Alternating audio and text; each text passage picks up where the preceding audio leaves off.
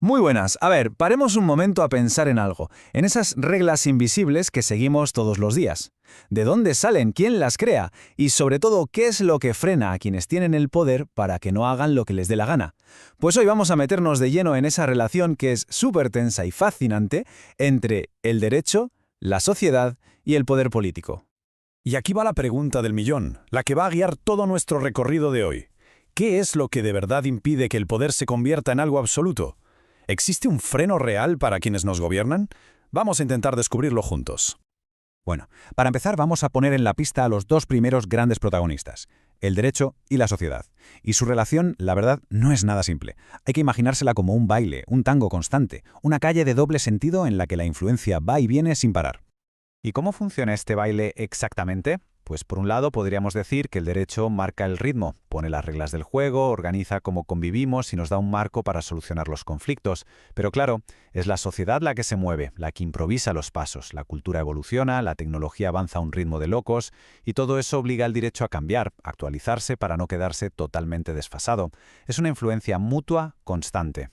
Y justo cuando parece que empezamos a entender la coreografía, ¡zas!, entra en escena un tercer bailarín que lo cambia absolutamente todo, el poder político. Y ojo, no entra para mirar, entra para influir, para presionar y muchas veces para intentar dirigir la orquesta a su antojo.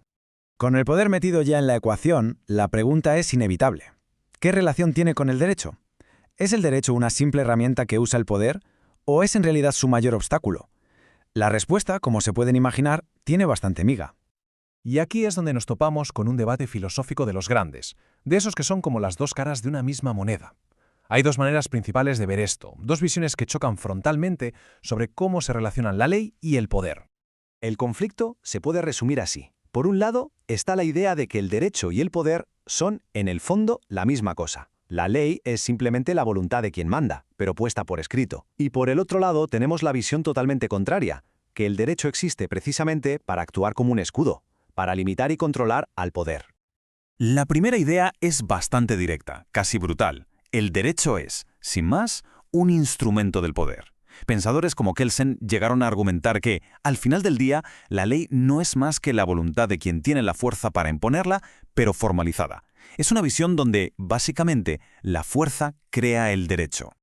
Pero, claro, la otra forma de verlo le da al derecho una función, digamos, mucho más noble. Desde esta perspectiva, su papel más importante, el esencial, es actuar como un dique de contención. Su propósito es que el poder no se ejerza de forma caprichosa, por la arbitrariedad de una persona o un grupo, protegiendo así a toda la sociedad. Entonces, ¿cómo salimos de este callejón sin salida entre dos ideas tan opuestas? Pues con un concepto que es la piedra angular de las sociedades modernas, el Estado de Derecho. Es el sistema que hemos diseñado precisamente para intentar resolver este conflicto eterno. El Estado de Derecho es, en el fondo, un pacto. Es como si el poder dijera, vale, acepto jugar con unas reglas. Y a cambio, el derecho le responde, perfecto, entonces te reconozco como legítimo. Es un sistema donde el poder se acepta porque se ha comprometido a seguir las mismas reglas que los demás. Y esto se sostiene sobre unas ideas clave, que no son negociables. Primero, el poder no es infinito. Segundo, es la ley la que le da validez. Tercero, hasta quienes mandan tienen que cumplir las normas. Y quizá lo más importante, nos protege de que las decisiones se tomen por capricho. La idea de fondo es revolucionaria, ¿eh? Nadie, pero nadie de verdad, está por encima de la ley. Pero, ojo, no hay que pensar que esto es una meta a la que se llega y ya está. ¿Qué va? El Estado de Derecho es un equilibrio súper delicado, una negociación que nunca termina y que exige estar siempre vigilantes. No es un sistema perfecto, ni mucho menos, y está siempre evolucionando.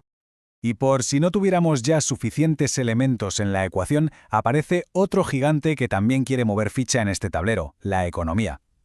Los intereses económicos tienen una capacidad de influencia brutal a la hora de moldear cómo se hacen, cómo se aplican y cómo se interpretan las leyes.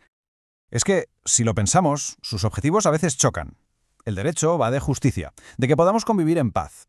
La economía, en cambio, busca la eficiencia, gestionar los recursos de la mejor manera posible. ¿Y qué pasa cuando lo más eficiente no es necesariamente lo más justo? Ahí está el lío. En esa tensión es donde se libran muchísimas de las batallas legales que vemos todos los días. Y todo esto nos deja con una pregunta final, que quizás sea la más importante de todas. En un mundo que cambia a la velocidad de la luz, con la tecnología, la globalización, ¿cómo mantenemos ese equilibrio tan frágil entre el derecho, el poder, la sociedad y la economía? ¿Cómo adaptamos el Estado de Derecho a los retos que tenemos por delante? La respuesta, la verdad, no está escrita en ningún sitio. Es algo que se construye, se negocia y se defiende. Cada día.